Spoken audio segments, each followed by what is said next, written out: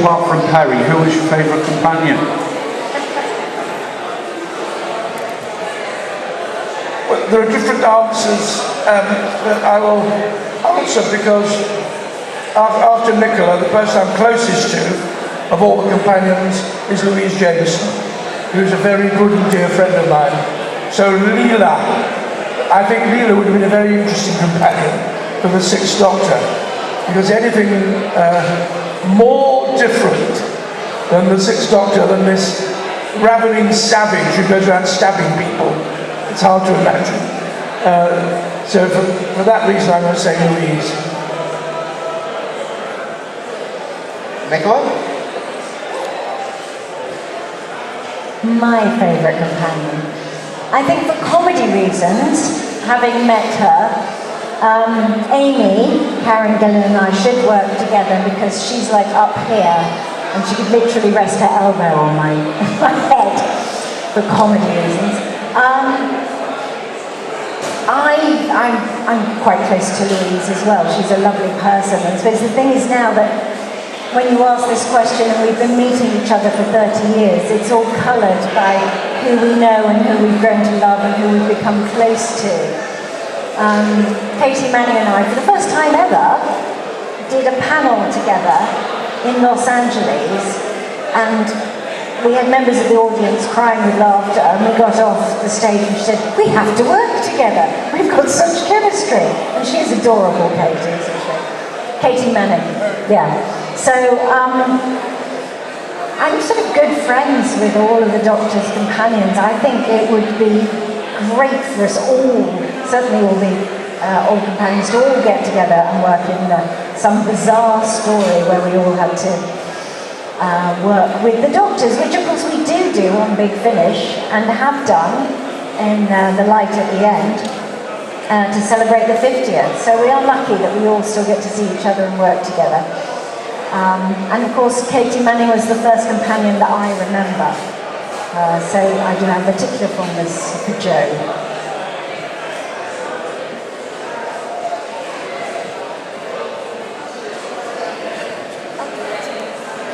How much input did you both have to your costumes on Doctor Who? When I was offered the part, I was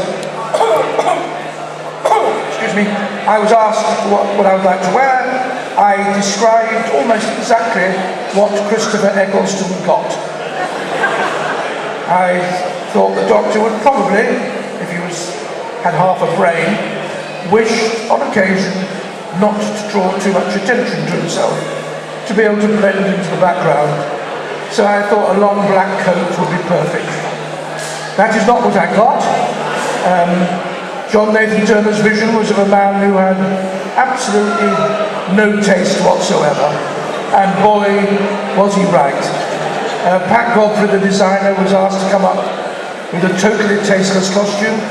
She tried for several days and he kept saying no, too tasteful, and in the end she got out every crayon she had and did a quick sketch as a joke and said, "You mean something like that?" And he said yes.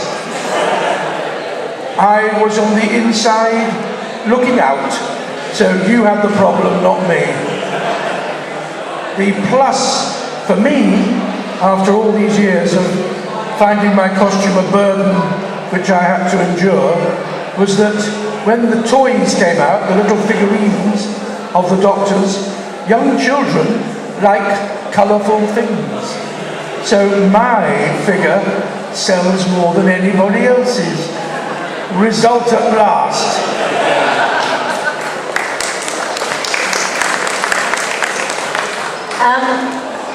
I'm sure you can imagine I didn't have any say in my costume. Bizarrely, the press questioned me about how did I feel about being in a bikini.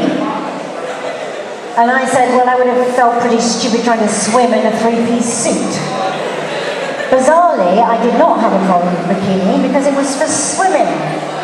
What I did have a problem with was running around in a pair of shorts and a lycra leotard as though I was on my way to a Madonna concert.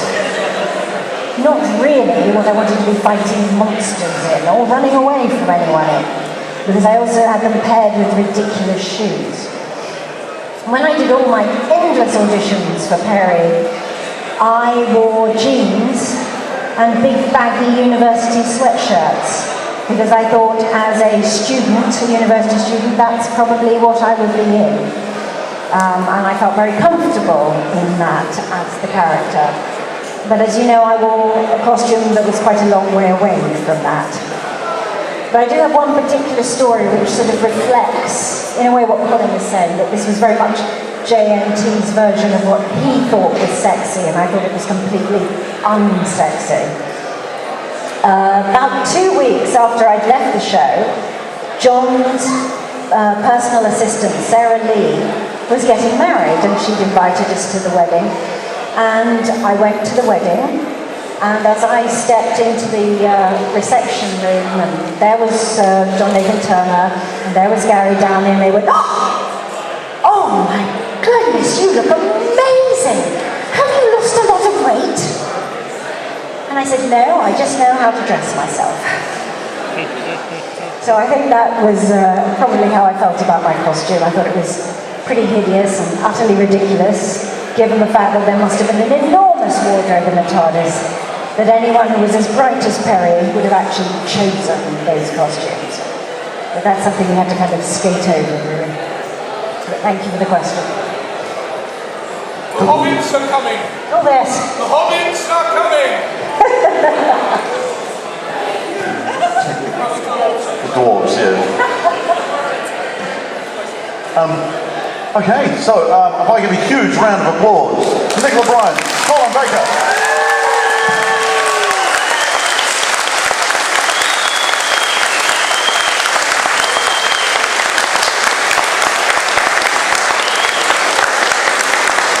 Paul Scoons as well, please. Our guests will be signing up there at 3 o'clock, and we're just going to go straight into our Hobbit panel.